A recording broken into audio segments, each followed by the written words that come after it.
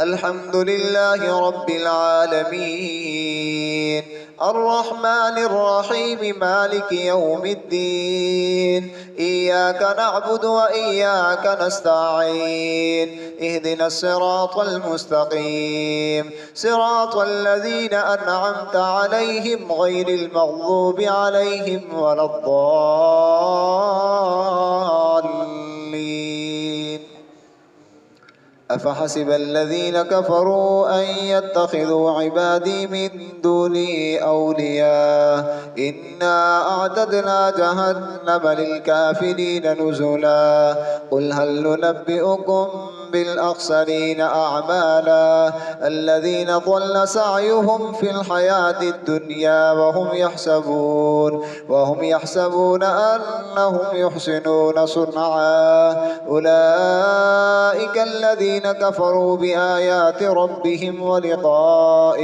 ولقائه فحبطت أعمالهم فلا نقيم لهم يوم القيامة وزنا ذلك جزاؤهم جهنم بما كفروا واتخذوا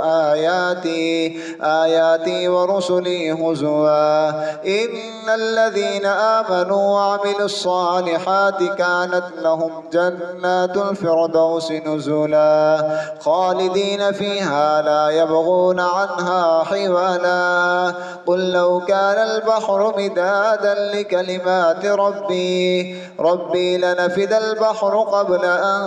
تنفد كلمات ربي ولو جئنا بمثله مددا قل إنما أنا بشر مثلكم يوحى إلي أنما إلهكم إله واحد فمن كان يرجو لقاء ربه فليعمل عملا صالحا ولا يشرك بعبادة ربه أحدا.